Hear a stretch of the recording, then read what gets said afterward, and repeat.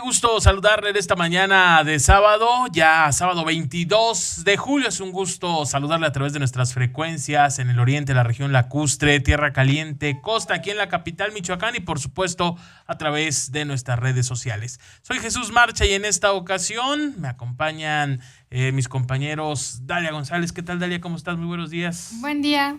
Saludo también a nuestro compañero Héctor Tapia. Héctor. ¿Qué tal, Chucho? Buen día. Saludos a toda la gente que nos sintoniza. Y Arturo Molina. ¿Qué tal, Arturo? ¿Qué tal, Jesús? ¿Me dejas hasta el último? Bueno, pero alcanzaste, ¿no? ¿Qué tal? Por Buenos días menos. a todo el auditorio de Classics.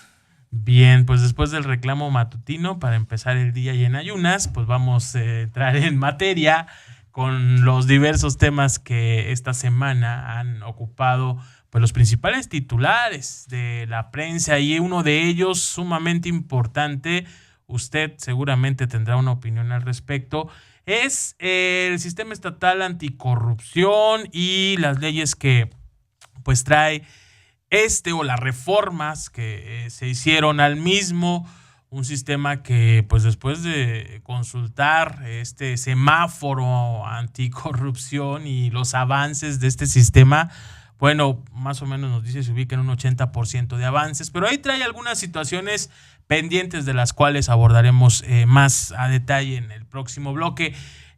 Primeramente, y si les parece, hablamos de la transparencia, que es parte de, o va ligado a, este sistema estatal anticorrupción. Uno de los temas que ya a partir de este pues sistema o de la promulgación del mismo, pues es la ley 3 de 3. Esta ley que ahora ya pues todos los funcionarios públicos están obligados a presentar, ley de conflicto o de no conflicto de intereses, más bien su declaración, no ley, la declaración de no conflicto de intereses, la declaración de impuestos y su declaración patrimonial. Este viernes, La Voz de Michoacán publicó una información justamente tuya, Héctor, una información que destaca en su portada, en la que, mire, de la clase política en Michoacán, hablemos de diputados federales, senadores, diputados locales, alcaldes y el mismo jefe del Ejecutivo, pues destaca, no tengo el dato preciso de cuántos son en su conjunto, pero deben superar los 150 fácilmente de estos funcionarios de los que estamos hablando. Apenas 12, o sea, quizá ni el 10% cumple con esta llamada ley 3 de 3. Sí, bueno, haciendo la evaluación, pues hay la información que se presenta es clara, ¿no? Sí es cierto, se ha manejado como voluntario, Uh-huh. sin embargo también refleja como la disposición o la postura del funcionario a transparentar o no su información relativa a sus declaraciones, ya sea la fiscal, la patrimonial o la de intereses. Son pocos, solamente está el gobernador, hay 2 diputados locales, hay 3 diputados federales, hay una senadora, una regidora. Una regidora de ¿cuántos cabildos? De 112 cabildos. Hay un dirigente de partido. ¿Y cuántos alcaldes? Pues hay creo que 3 alcaldes. 3 alcaldes, ¿verdad? 3 alcaldes. Okay. Está nada más Alfonso Martínez Alcázar, está también se me escapa. Zitácuaro, Zitácuaro y también el otro alcalde, se me va ahorita en este momento, pero finalmente lo que se deja ver es justamente esta renuencia. El argumento dicen,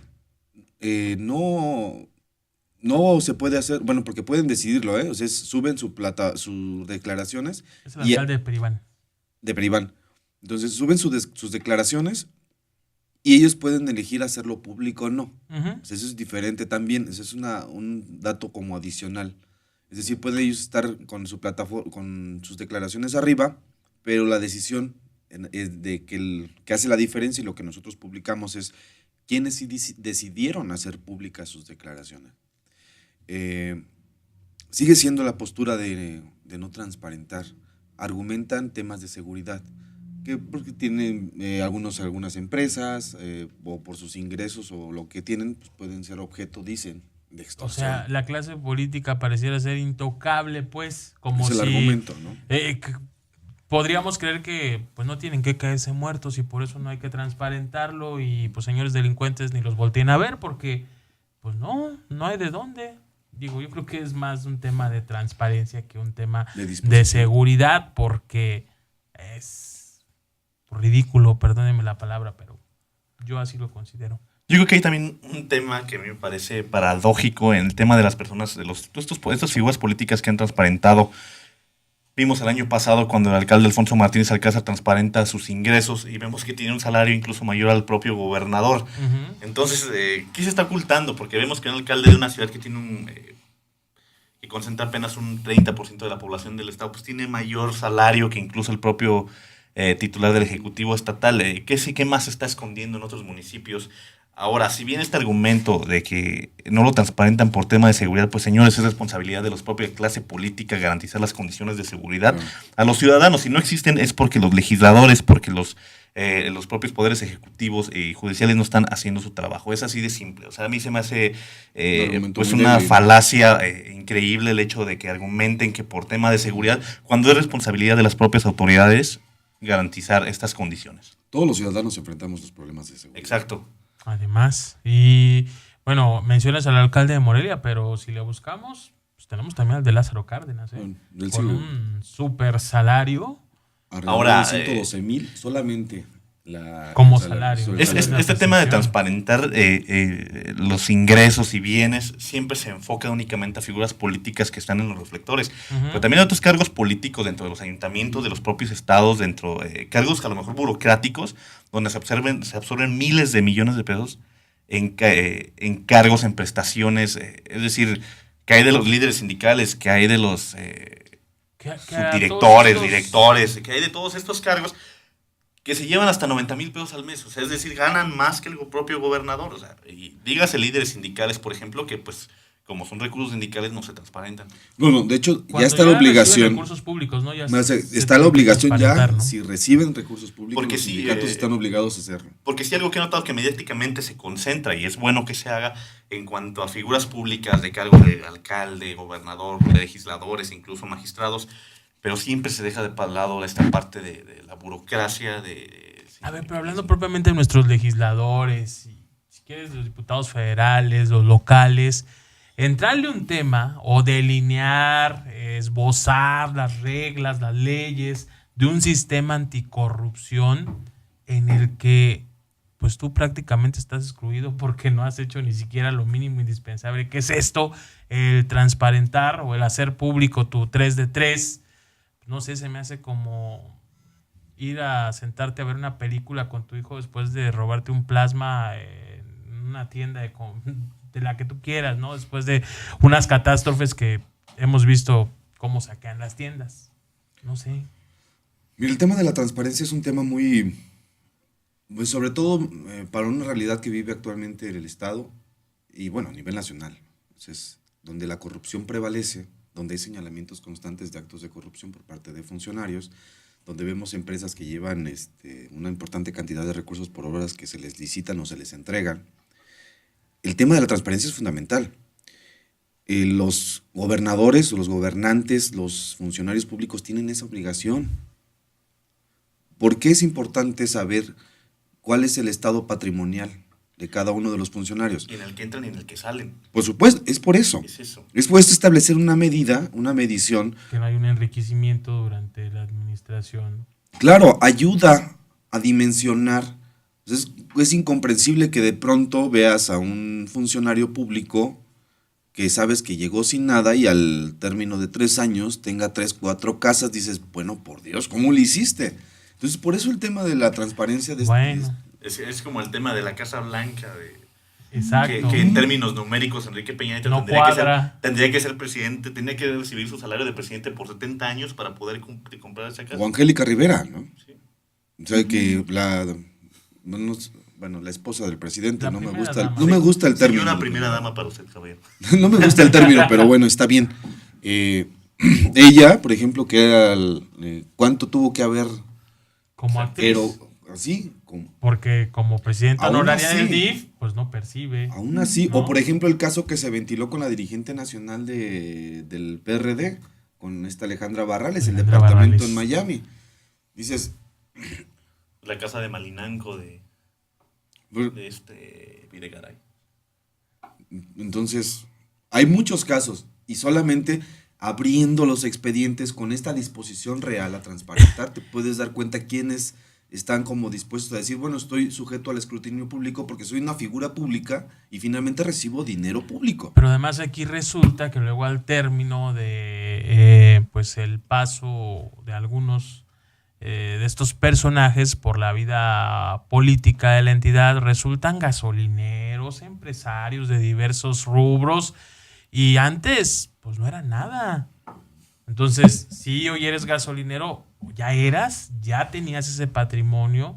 ¿De dónde provienen los recursos? O hay que ver también aquí el conflicto de interés que hay entre las gestiones Además, públicas, claro. Porque si Y las citamos un concesiones. caso muy sonado, tenemos la gestión de Cedillo, que ahora ya Por misteriosamente mencionar resultó uno, ser ¿no? el presidente de Kansas City. O sea, Por mencionar uno. mencionar uno un pez muy gordo.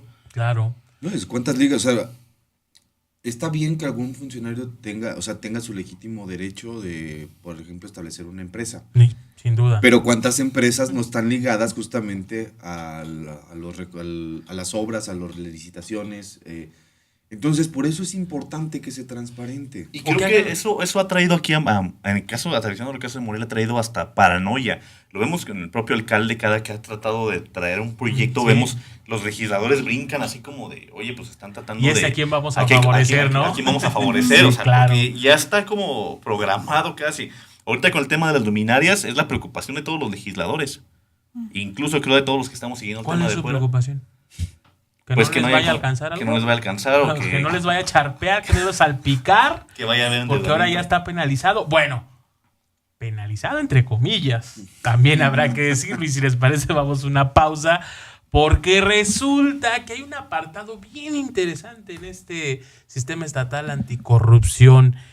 Si bien es cierto, hay un 80% de avances, los mismos legisladores locales dicen es un sistema que se tendrá que ir perfeccionando, tendrán que seguir legislando, poniéndose de acuerdo. Pues, ¿qué cree? Hay un pendientito ahí en este sistema. Se lo platicamos al regreso de la pausa.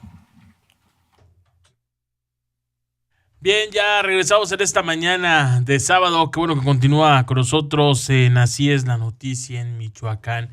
Hablábamos sobre el sistema estatal anticorrupción y algunos datos que arroja el monitoreo de los sistemas locales en esta materia.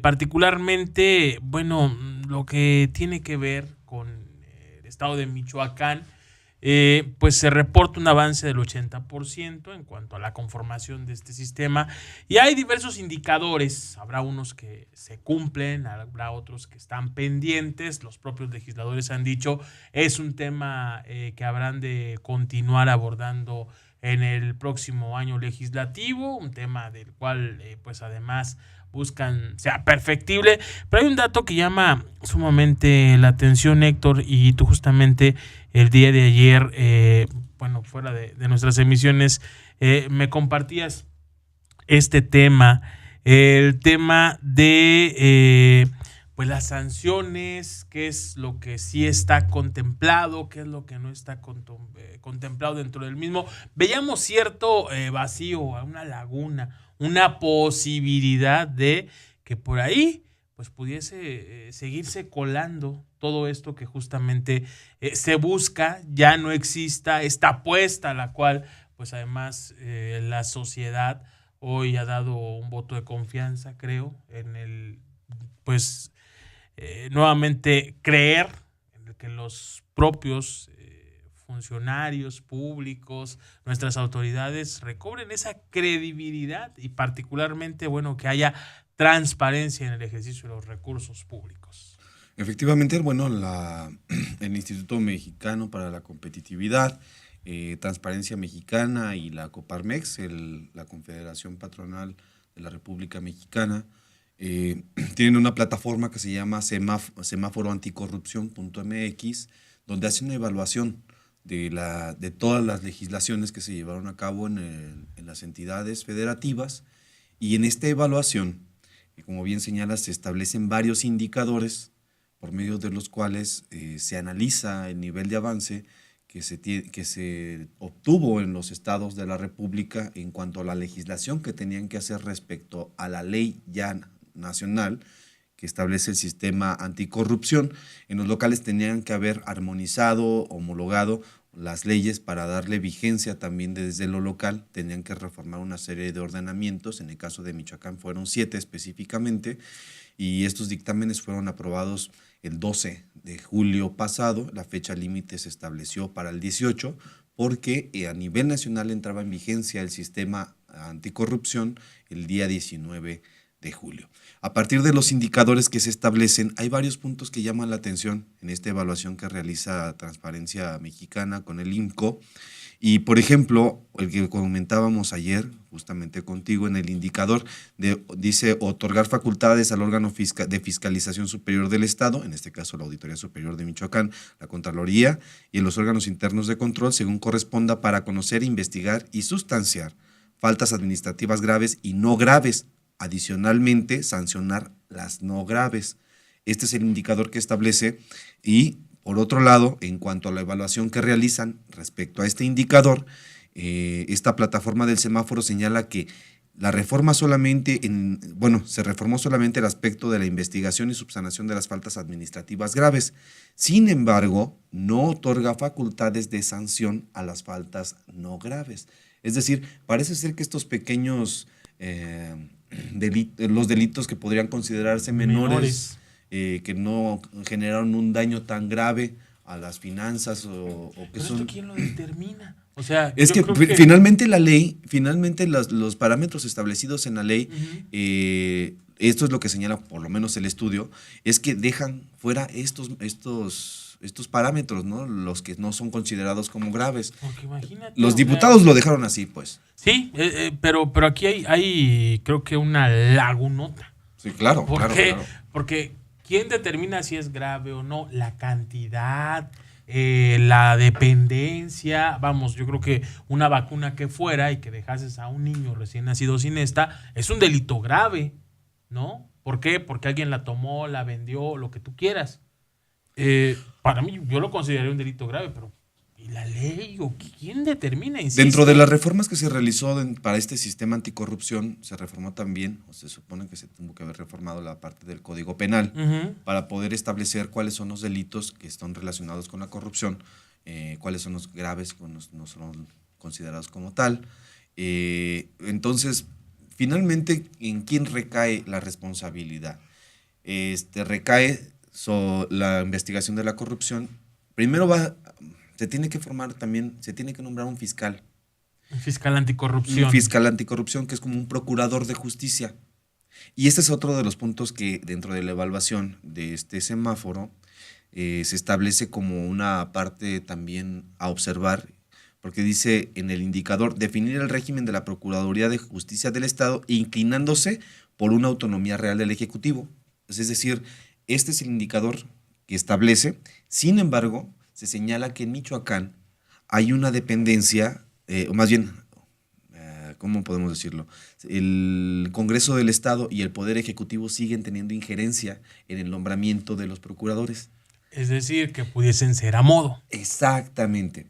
Y a eso es a donde voy y lo quiero ligar con el fiscal anticorrupción. Que es otra figura. El fiscal anticorrupción es una figura especializada que se crea a partir de este sistema para que le dé seguimiento a todos los hechos de corrupción que sean denunciados.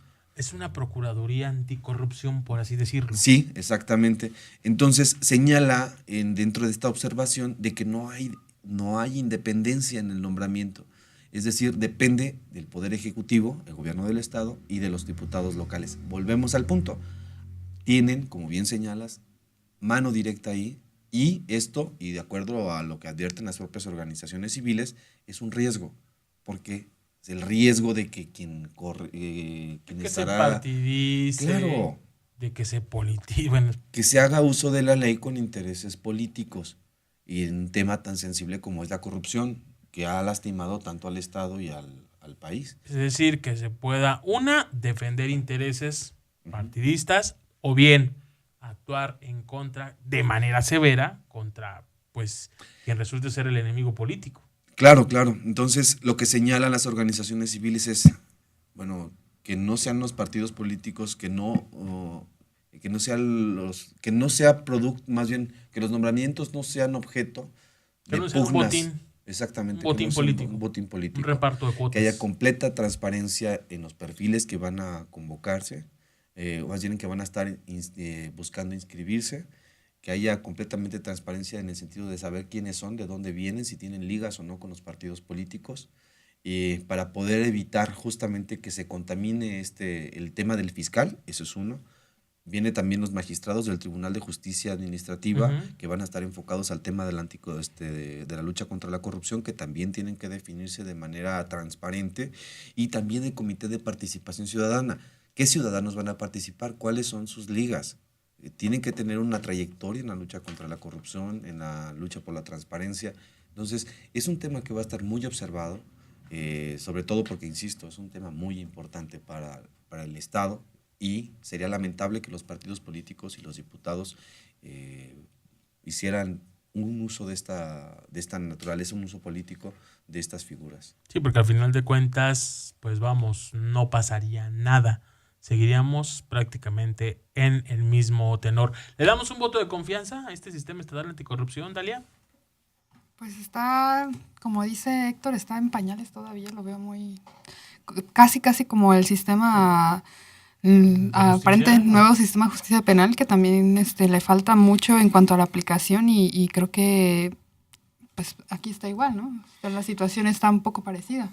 En el tema fíjate, ya hay en el tema del nuevo sistema de justicia penal, sin duda hay algunos aspectos que tendrán que mejorarse, pero incluso teníamos un debate con Chucho respecto a este punto, porque parece generar mucha animadversión por parte de la población, y sobre todo porque no conocemos realmente cómo funciona. Pero de fondo también hay que ser honestos. El Poder Ejecutivo no ha capacitado a sus operadores. ¿Quiénes son los primeros respondientes? ¿Saben cómo actuar? Muchos casos se desechan justamente. Claro, estamos viendo ahorita un caso en el tema del nuevo sistema de justicia penal, el caso de este juicio que está llevando Javier Duarte, en el cual propiamente creo que la polémica de esta semana fue como el Ministerio Público no pudo, lo desarticuló, le desarticularon toda la investigación que tenían, y es el tema que se ve en lo local, es lo mismo de siempre. El Ministerio Público, los fiscales no están armando los casos adecuadamente, no están capacitados, o no sé qué es lo que está pasando, pero se les están cayendo los casos, así de fácil. ¿Sí? No hay profesionalización. Yo estaba hablando con un abogado que tiene su maestría en el Código Penal, y me estaba comentando que justamente es eso, que han solicitado que haya una profesionalización en las personas que están atendiendo este tipo de casos. Los policías no están capacitados para atender investigaciones para científicas. Claro. Simplemente hay que ver el grado de estudio que tienen los policías, ¿no? Y lo que se les está solicitando es una investigación científica, no cualquiera puede hacerlo. Hay que ser también muy claros en este terreno. Hace 8 años se anunció que se iba a implementar este sistema penal, acusatorio adversarial.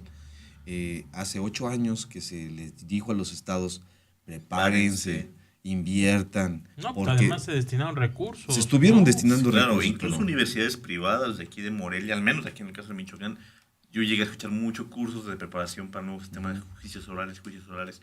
Pero eso es para los abogados, ¿no? Claro, pero ¿por qué no estamos preparados? ¿Por qué nuestro sistema de justicia no está preparado? Porque el tiempo se vino encima y creímos que no Porque iba a llegar. Como buenos mexicanos nuevamente se dejó todo al último, ni al último. Es decir, hasta la fecha ni siquiera, o sea, llevamos un año de aplicación del sistema de justicia penal y seguimos en las mismas, seguimos en la que a los fiscales se le caen los casos. Los abogados están preparados. Los abogados las traen las de ganar porque ellos se preparan, pero nuestros fiscales, el sistema penitenciario, el sistema de justicia no está listo para este nuevo sistema. Los operadores, sigo diciendo, yo sigo insistiendo por lo menos, y no es que defienda al sistema, creo que hay reformas que tendrán que hacerse, sobre todo, por ejemplo, en el catálogo de delitos. Quizá, por ejemplo, esto que tanta polémica también ha generado, ¿no? Los sin delitos duda menores. Pero esto no es un problema insisto, no es un problema de los magistrados. Ellos están obligados a hacer cumplir la ley tal cual fue diseñada. Sí, no los justifico, Puede haber actos de corrupción en parte de magistrados o jueces, pero estos tienen sus órganos incluso de sanción, controles internos. Sí, por supuesto. Pero es muy difícil que un magistrado pueda pasarse la ley. Sí, por supuesto. Pero, De acuerdo. ¿quiénes son los que están fallando porque no están integrando? Pues obviamente la otra parte, los primeros respondientes. Y el asunto es que no hay un órgano de revisión interno, de autoevaluación, que diga, estoy fallando aquí, voy a sancionar como procedimientos internos. Que sí hay un aparato de asuntos internos, claro, pero hay que ver cómo está trabajando ese aparato. Sí, si toca o no toca, o realmente le da lo mismo el revisar todos esos procesos en que están fallando. Y más allá de revisar en qué están fallando, pues corregirlos, porque yo creo que es evidente, deben tener muy claro cuál es el error. ¿No? O sea, después de todo este tiempo, digo, lo que se ve no se pregunta.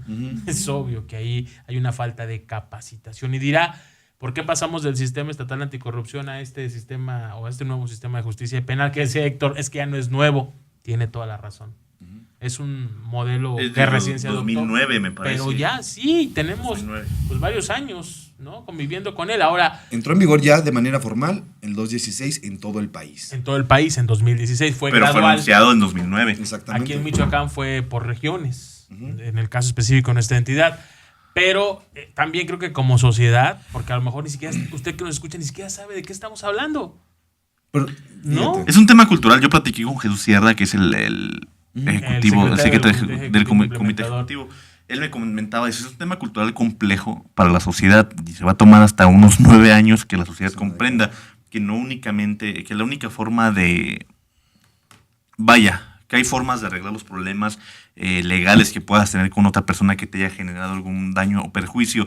No únicamente se concibe la cárcel como la única forma de escarmiento para algún delincuente, sino se pondera la cultura de la paz. Presunto delincuente, perdón.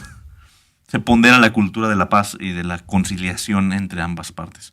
Pero creo que es complicado. Bueno, yo a mi punto de vista creo que hay delitos que se están incluyendo como no graves, que se habla de una reparación del daño, pero yo a veces me surge la duda de cómo te pueden reparar el daño en algunos delitos, o sea... Mira, por ejemplo, uno de los, y lo señalaba el titular del Secretariado Ejecutivo del Sistema de Seguridad Nacional, con la última visita que realizó, que habría que replantear, por ejemplo, el tema de la aportación de armas. O sea, ya no es considerado un delito grave, pero, y se le lo señalaba, y en cierta manera le doy la razón, o sea, ves a una persona que trae un cuerno de chivo, pues está acá 47, dices, pues no... O sea, ¿eso no es grave? Dices, seguramente no lo trae para defensa o para cazar.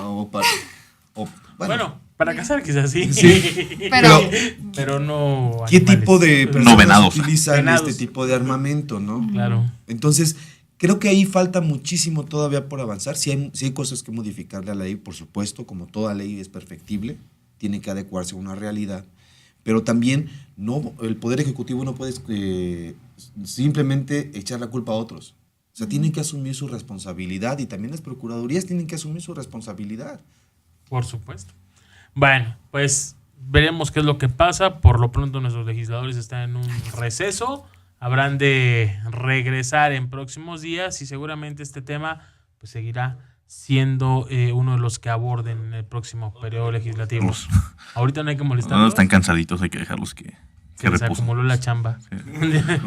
Bueno, vamos a una pausa más. Regresamos en esta mañana de sábado. Muy buenos días. Así es la noticia en Michoacán. Bien, ya regresamos en esta mañana de sábado, prácticamente a la mitad de esta emisión informativa. Lo que tiene que ver con el Atlas de Género que presentó el Instituto Nacional de Estadística, Geografía e Informática arroja datos no muy alentadores para el estado de Michoacán. Sí, somos un segundo lugar nacional, pero es de estos sitios que pues no nos gusta mucho presumir, al menos creo que a quienes estamos en esta emisión sabatina pues no nos da mucho orgullo presumir que somos segundo lugar nacional en cuanto a violencia física y sexual contra las mujeres. Dalia, tú tienes más datos en torno a este tema y bueno, aquí también son muchas cosas las que caben dentro del mismo. Michoacán, segundo lugar nacional en violencia contra las mujeres, violencia física y sexual. 14 municipios en los que se decretó una alerta de violencia de género, y prácticamente las fechas coinciden porque este reporte es de los últimos 12 meses y hablamos de que esta declaratoria de alerta de género que emitió la SEGO para 14 municipios michoacanos pues ya cumplió un año. ¿Qué está pasando? ¿Cuál es la situación? Esta radiografía, la numeralia que, insisto, no es nada agradable. Pues sí, el tema del Atlas. Pero primero hay que definir qué es el Atlas. Bueno, primero... Sí, porque... Pero, o sea, como entraste hablando del Atlas, Sí. Ajá, quise pues sí. redireccionar a partir Ok. de plantear. El Atlas es justamente una manera de ubicar geográficamente las Ok. condiciones socioeconómicas y demográficas del Estado. Y esto se presentó hace unos días ante el Senado de la República. Ujú. En la cuestión de la alerta de violencia de género, son 14 los municipios, pero tenía entendido que iban a solicitar que se ingresaran más, Una ¿no? ampliación Sí, de por lo menos 6, ¿no? pero todavía está, veremos. Incluso hay como posiciones encontradas entre las mismas grupos feministas, porque hay unos que comentan que sí es necesario que se agreguen estos 6, y hay otros que dicen que es mejor que se trabaje con los que ya se tiene, porque como sabemos hasta ahorita solo el 12.6% del programa, del No hay plan avances. de la alerta de género es el avance que se tiene en un año. Ujú. Cabe destacar que, por ejemplo, Miriam Núñez, que es parte del grupo de trabajo de observación, Sí. comentó que hay que reconocer que también para el año y para la situación del problema que se lleva, pues sí hay un avance. Sin embargo, pues sí falta presupuesto en la cuestión en los municipios, sobre todo, porque son los municipios los que son más afectados. En el caso de Morelia, comentó que también hay como una cuestión de que no se están usando los recursos como debían de usarse, que incluso la Secretaría de Mujer lo único que está haciendo está usando su plan de trabajo como siempre y lo está aplicando como parte de la alerta de género, y eso no es como parte de la alerta. O sea, se tienen que tener medidas aparte de lo que ya está haciendo la CIMujer, porque si reconocemos bien, el trabajo de CIMujer ha sido mucho de empoderar a las mujeres a través de programas cuestiones económicas, pero hay un vacío en la cuestión de la prevención de la violencia, un vacío que no se ha trabajado directamente. Otra vez volvemos a las cuestiones de las instituciones. ¿Quiénes son las instituciones que reciben a las mujeres que van a denunciar algún delito y cómo las están tratando? ¿Cómo atienden estos casos? La investigación, si existe una investigación. Muchas veces comentaban también Circe López que llegan las mujeres, denuncian algún maltrato por parte de su marido, de su pareja, y queda libre, o sea, y que incluso pues tiene que volver ahí en la misma casa con su marido, ¿no? Entonces, ese tipo de cuestiones que dejan en la vulnerabilidad a las mujeres, pues provoca a veces que se den casos de feminicidio. Y conocemos que casi aproximadamente entre el 35 y el 40% de los feminicidios son provocados por las parejas o la familia de la víctima. Entonces, hay que tomar mucho en cuenta la situación social que está viviendo, que es un problema social, y que comentaban ellas que por eso no se ha tenido grande avance, porque no han acatado como tal el programa de alerta de género. Claro. Este dato que arroja el Atlas de género refiere, son mujeres casadas o en unión libre, ¿verdad? O sea, que conviven con una pareja, en este caso con un varón. Ajá, no, y no solamente es como su marido o su pareja, a veces en las mismas familias pasa de padres a hijas. A hijas, la relación de poder viene en esta cuestión de hombre a mujer. Uh-huh. No, ha habido casos en donde, muy pocos, en donde ha habido mujeres, pero esos casos son muy, muy pocos. Pero sí, hay una constante que normalmente del 35 al 40% de las víctimas de feminicidio, y eso es a nivel nacional, son personas que la conocían, o sea, personas allegadas a la víctima. Híjole, pues un tema que ahí vale la pena revisar, porque, insisto, o sea, este estudio es de los últimos 12 meses, son los números que arroja los últimos 12 meses. ¿Cuánto tiene que se decretó esta declaratoria de alerta de género para 14 municipios? Entonces, creo que tampoco es muy difícil medir o poder ver si hay un avance, si se están implementando estos programas, si están funcionando o no. Esto por separado de lo que, bueno, dicen las asociaciones que han empujado este tema y que pues evidencian además un mínimo avance en la implementación del mismo. Ahí hay un tema pues para el análisis, indiscutiblemente. Segundo lugar nacional Michoacán en este tipo de situaciones. Sí, Michoacán sigue siendo foco rojo en este sentido. Prácticamente el 60% de las mujeres en el estado han sufrido algún tipo de violencia física, psicológica, económica, patrimonial, y pues bueno, sigue siendo preocupante. Y también uno de los datos que llama la atención a partir de lo que establece el Atlas de Género es de que, por ejemplo, 14% de las mujeres en el estado viven en pobreza extrema. O sea, el Atlas justamente arroja luz sobre las condiciones en que viven y que enfrentan las mujeres en el estado en todos los sentidos, no solamente el tema de la violencia, sino también aspectos económicos, aspectos de desarrollo, aspectos educativos, y que me parece una herramienta muy interesante porque justamente a partir de conocer las circunstancias en las que se viven, en las que se encuentran, se pueden realmente diseñar políticas públicas correctas y enfocarlas a donde deben de. Fíjate que hay un tema interesante, es qué tanto deben ser las políticas, tanto públicas como lo comentas, porque si bien lo que comentaba Dalia, y es algo que yo he escuchado mucho por parte de las autoridades, tanto por parte de autoridades como ONGs, es que los principales casos de violencia contra las mujeres son en el núcleo familiar, es decir, entre personas, no es tanto, o bueno, sí fue una parte importante la violencia en las calles, o a lo mejor los temas de agresiones contra las mujeres en las calles, pero la mayor parte de la violencia contra la mujer se concentra en el núcleo familiar, llámese pareja sentimental, llámese familia directa, llámese familia indirecta. Es decir, creo que sí hay un tema de cultura que tenemos que cambiar en cuanto a al trato que se le da a las mujeres en la familia, dentro de la familia.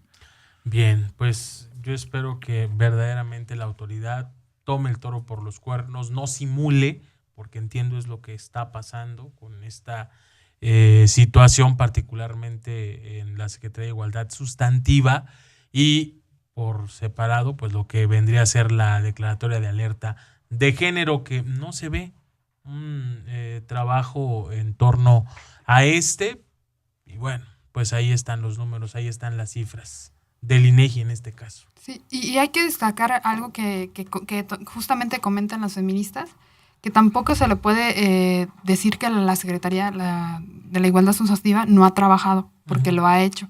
Solamente que también hay que reconocer que es muy poco el presupuesto que tiene, y también hacia qué lado se está yendo ese presupuesto. Falta profesionalización, como comentaban, falta capacitación, porque normalmente hemos escuchado que esa mujer ha estado capacitando a varias instancias públicas, pero ¿qué pasa con la evaluación después de la capacitación? O sea, si realmente esas capacitaciones de 1 mes, 2 meses están funcionando a los funcionarios, o si hay de verdad un cambio, porque pasa que, pues sí, un diplomado, no sé, en equidad de género, pero ¿de qué sirve? No pasa nada. Sí prevalecen estas prácticas de machismo, discriminación, en fin, lo que ya conocemos. Bueno, vamos a la última pausa. Regresamos ya en la recta final en esta mañana de sábado. Muy buenos días. Así es la noticia en Michoacán. Bien, ya regresamos en esta mañana de sábado en la recta final. Estuviste en la costa michoacana, Arturo, y bueno, un tema sumamente considerable es el tema del desarrollo de Lázaro Cárdenas, particularmente el puerto y todo esto, pues que hoy lo coloca como un sitio pujante, el puerto, uno de los puertos más importantes en América Latina, pero el costo-beneficio se ha sacrificado. Estuvimos ahí justamente hace una semana recorriendo ahí el puerto de Lázaro Cárdenas. Es un tema complejo porque en los discursos que se han dado de las zonas económicas especiales, de la instalación de esto que se ha vendido como un gran polo de desarrollo, el próximo gran motor de Michoacán, el que va a cambiar toda la situación de Michoacán, pues en los discursos ha faltado el tema medioambiental. Y fíjate que nosotros estuvimos por ahí, platiqué con Luis Valdovinos Jacobo. quien es director de medio ambiente ahí del municipio del Puerto de Lázaro Cárdenas. Y él nos comentaba que las mediciones del aire del Puerto de Lázaro Cárdenas, antes de que de que sea promulgada esta zona, ya arrojan datos preocupantes en cuanto a la contaminación del aire. El aire ya no tiene buena calidad en el Puerto de Lázaro Cárdenas. Te lo estoy diciendo esto antes de que se instalen las primeras 5 grandes empresas que ha anunciado el gobierno del estado, las cuales van a traer, solamente la primera empresa se estima que traería 5,000 empleos nuevos. Entonces estamos hablando de que con la llegada de mayores empresas, pues sí vamos a ver, pues tan solo el espectro demográfico se va a ampliar, el cual ya ha comenzado a afectar el tema de los manglares en el Puerto de Lázaro Cárdenas. Ese es un tema. El otro tema también tiene que ver con el tema de los manglares, las zonas de manglares, las cuales están siendo reducidas significativamente, principalmente por el tema del crecimiento demográfico. Ya anteriormente se había tratado este tema, nosotros trajimos algunas imágenes que se publicaron ahí en La Voz de Michoacán, sobre los mangles ahí entre Barra de Pichi y Barra Santana, que ya fueron quemados aproximadamente 1,5 hectáreas, con el propósito de construir una zona habitacional, un complejo habitacional, un fraccionamiento, y que afortunadamente ya fue detenido por la Profepa, pero queda ahí la intención de que el Puerto de las Cárdenas va a crecer demográficamente una vez que lleguen todas estas empresas, y no hay un plan, al menos yo no he percibido un plan de contención para esto, o sea, para prevenir el deterioro ambiental, porque pues tú sabes, una empresa siempre va a generar desechos, siempre va a generar residuos tóxicos, y no se habla de dónde se van a estar depositando. Es decir, Lázaro Cárdenas también cuenta con una zona turística importante que también podría verse afectada por el tema de la contaminación. Claro. Y que aparte ya se está pues sintiendo estos primeros efectos. Y es lo que mencionas, ¿no? El tema de pues siempre la mano del hombre. Claro. Datos que nos arrojaron ahí es que el 60% de los manglares ya fueron reducidos en los últimos 40 años. Imagínate. Es decir, es una velocidad muy fuerte. Y estos cumplen con una función específica. Ellos le llaman servicios sociales, servicios sociales que cumplen los manglares como que sirven como importantes pulmones, barreras contra los fuertes vientos. Son una fuente importante de alimentación por el tema de la pesca y también por el tema de la biodiversidad. Se estima que el 70% de las especies marinas y acuáticas convergen en esta zona que es de agua salada y de agua dulce de los esteros. Híjole, pues una situación complicada. Sí, fíjate que, bueno, vengo yo de esa región. Claro, y conozco el problema. La madera del mangle es utilizado también para las construcciones, y durante mucho tiempo se estuvo deforestando de manera irregular, de manera ilegal, y esto pues, ha ocasionado graves daños a este microecosistema que existe ahí, y afecta indudablemente también, pues esos ayudan a filtrar el agua. Entonces, si entre menos mangle, que es más o menos el 60% del que se ha deforestado en los últimos 40 años, estamos hablando de una importante cantidad. ¿Y todo por qué? Por la mancha urbana que va creciendo y se va comiendo esta. Entonces el agua ya no se filtra, sigue estando contaminada. Especies del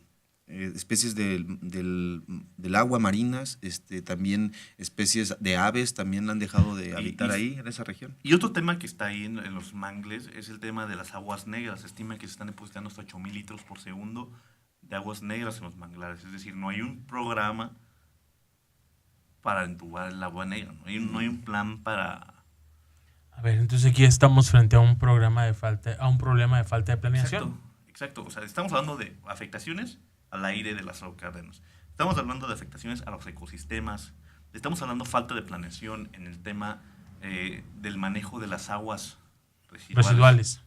No están siendo tratadas en Lázaro Cárdenas. Se está invirtiendo, se está trayendo, pero no se está hablando de la parte medioambiental. O sea, nos preocupamos por detonar económicamente la zona, explotar, pero ambientalmente nos la vamos a acabar. Claro. Y la afectación, fíjate que si bien ahorita nos referimos a Lázaro Cárdenas por el crecimiento urbano que está generándose, el establecimiento de industrias cuando se generaron en la isla también del Cayacal también devastaron bastante cantidad de mangle, pero también hay afectaciones que, o sea, sobre todo en la parte portuaria, que es ahí donde pues no hay, incluso yo no he visto mecanismos que busquen resarcir. Es que yo tampoco he visto nada de eso. Es que he visto que se señala que en Barra de Piche se quemaron 1,5 hectáreas. Y de hecho eso fue porque la mesa directiva ahí de quienes protegen esa barra, pues ellos alzaron la voz y ellos mismos fueron a detener.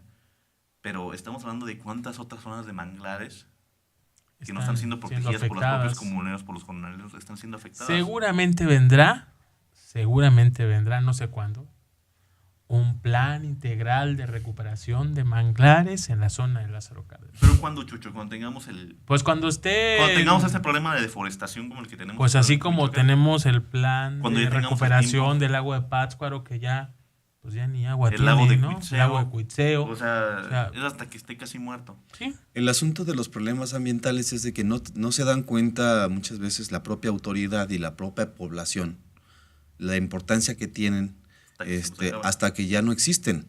Entonces, así literal. Por ejemplo, nadie se había detenido, o había quienes denunciaban, por ejemplo, la deforestación y la tala ilegal en los bosques. Desde hace muchos años. Desde muchos años.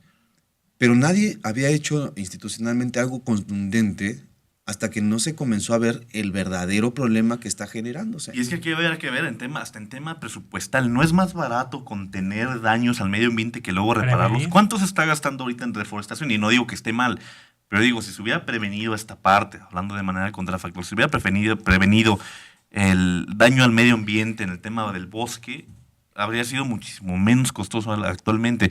Y lo vamos a ver en Lázaro Cárdenas. De aquí a un par de años vamos a estar en el mismo tema de que vamos a invertir tantos millones para recuperar la zona de manglar, el ecosistema. Que otro tema ahí es el de los cocodrilos que están siendo afectados en su ecosistema. Que me explican, dicen, no es que haya sobrepoblación de cocodrilos. Lo que pasa es que son unos cocodrilos con menos espacio.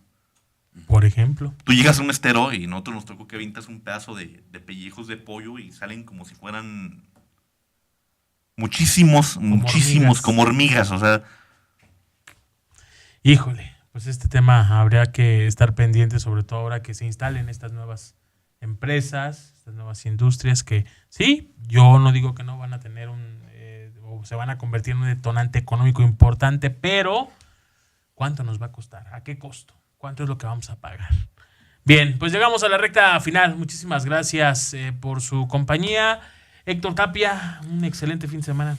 Muchísimas gracias, Chucho. Gracias también por haber venido, Dalia, Arturo, que hayan tenido la oportunidad de compartir esta mesa con nosotros. Dalia, gracias, buenos días. Buenos días y espero que tengan un lindo fin de semana todos. Gracias. Y nuestros escuchas también. Arturo Molina. Gracias, Jesús. Pues es un gusto, como siempre, estar aquí en este panel de discusión. Agradecerles a todos nuestros radioescuchas. Gracias a nuestros compañeros operadores en el interior del estado, José Cisneros en la transmisión a través de redes sociales. Nos escuchamos el próximo lunes.